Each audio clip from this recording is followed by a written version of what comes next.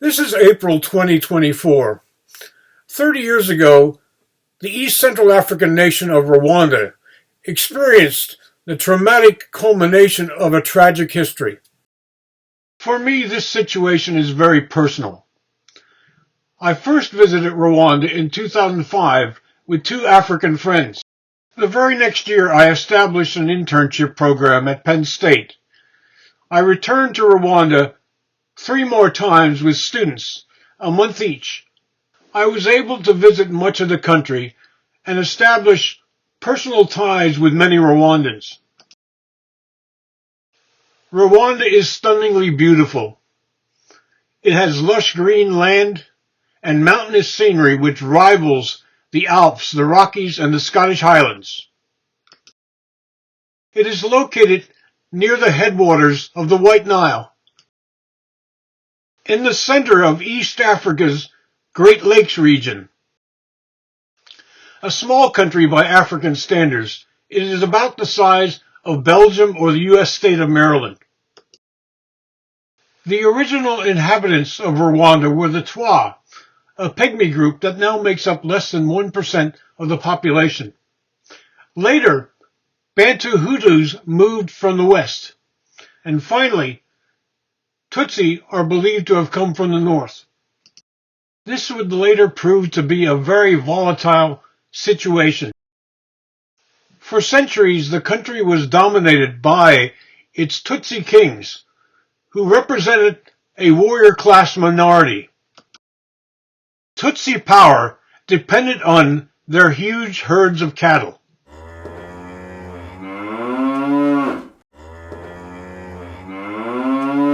Indeed, along with India, it was in this region that cattle were first domesticated by human beings. Meanwhile, the Hutu majority were peasant farmers who grew root crops and bananas and later tea. The system under which they lived in many ways resembled medieval European manorialism, in which serfs were utterly dominated by their lords. Colonialism brought profound changes. First came the Germans, who made Rwanda part of German East Africa. Following the First World War, the area was given to the Belgians as a League of Nations mandate.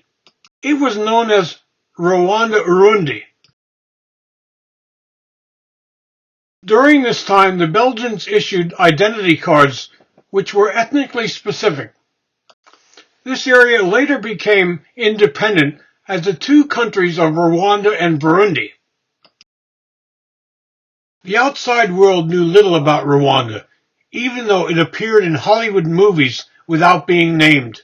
It would later become famous for its gorillas, and the work of Dian Fossey and later the movie Gorillas in the Mist. However, by the end of the 1980s, it gained the dubious distinction of being one of the early focal points of the HIV/AIDS epidemic.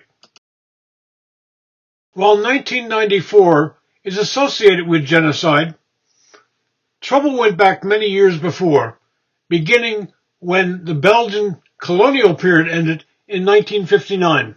At that time, a revolution in Rwanda brought Hutus to power and overthrew the Tutsi monarchy. In neighboring Burundi, which has a similar ethnic makeup to Rwanda, the Tutsis held on to power and began slaughtering Hutus. The result has been unparalleled tragedy for both countries. During and after the genocide, Rwanda became bad news, the epitome of inhumanity. Throughout Rwanda, hundreds of cemeteries, churches, mass graves, and other memorials commemorate the tragedy. On the right you can see a stained glass window at the church at Nyamata, which commemorates the genocide by showing blood raining down from heaven. Even those visiting these sites are often traumatized.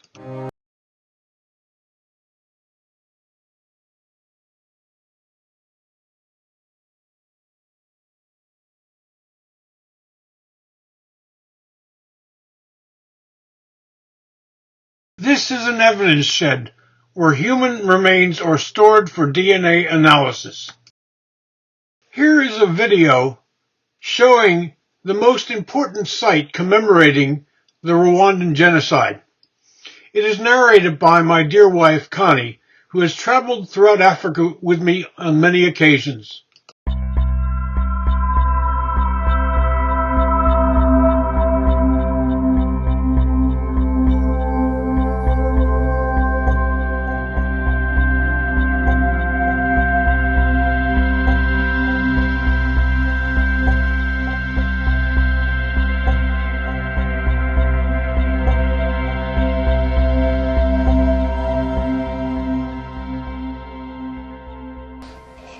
Rwanda has often been called the land of 1,000 hills. It is a contradictory place of beauty and brutality. A unique and moving memorial to inhumanity stands on one of the knolls that comprise the country's capital, Kigali. Opened on April 7, 2004, the National Genocide Memorial overlooks the bustling city from the north. A bright sentinel guarding against the darkest of evils, it documents and commemorates the Holocaust which swept Rwanda in 1994. It is the place of knowing, remembering, and healing. Fountains, flowers, pottery, and an eternal flame greet visitors.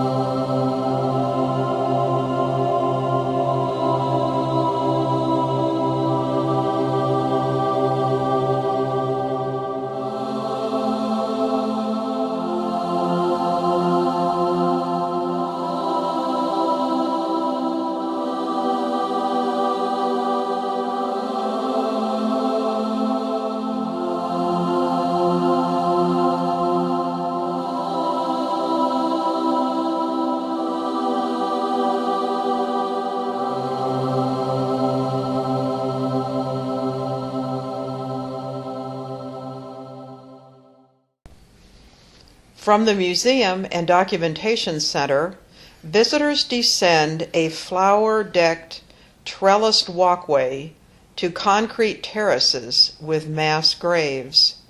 In the decade following the genocide, the remains of 250,000 victims were interred here. Burials have continued. At least one vault remains open to receive additional bodies. Stacked 5 and 6 high, coffins often contain the mixed remains of up to 50 persons each. Once filled, the vaults are sealed.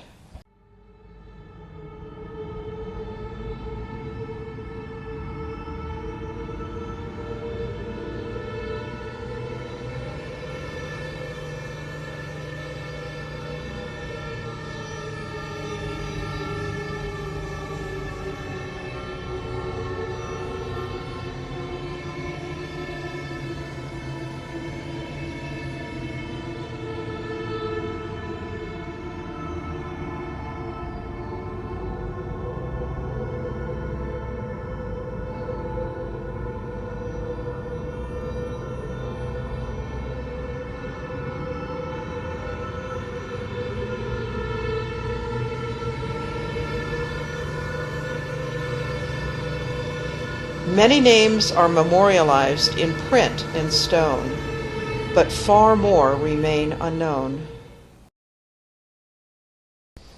On the west side of the museum, flower gardens overlook the city. Nearby, a shaded area filled with papyrus and calmed by a cascading rivulet provides a peaceful setting for relatives and other survivors to gather to be with lost loved ones whose mute remains implore the world to remember.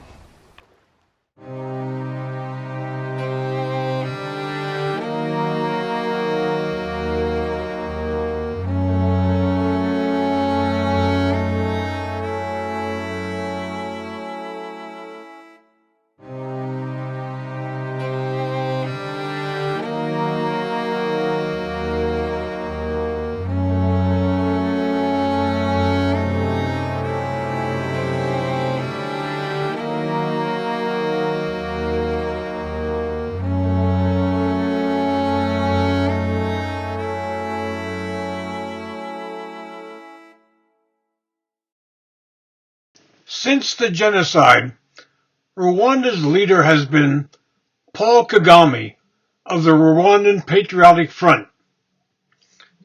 His family fled to Uganda when he was a toddler, but from there he mounted a successful invasion and ended the genocide.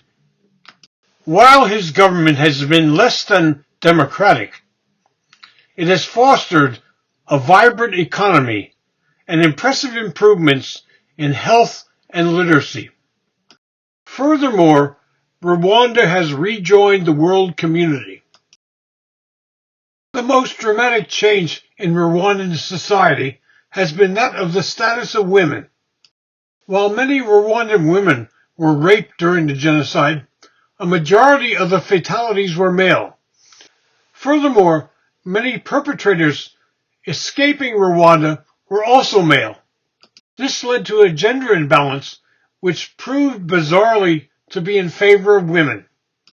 As a result, Rwanda's parliament eventually had the highest proportion of women in the world.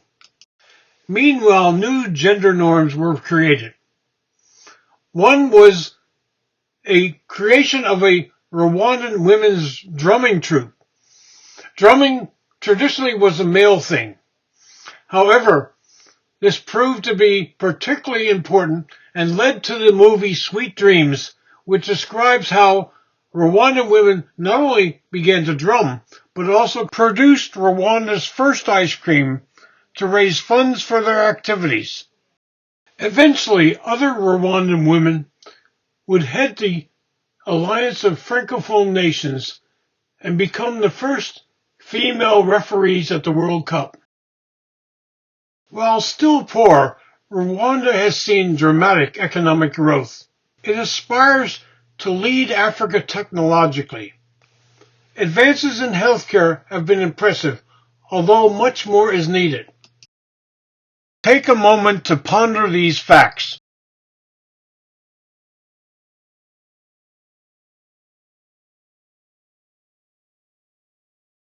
Rwandans have been successfully able to diversify their economy, particularly with coffee production.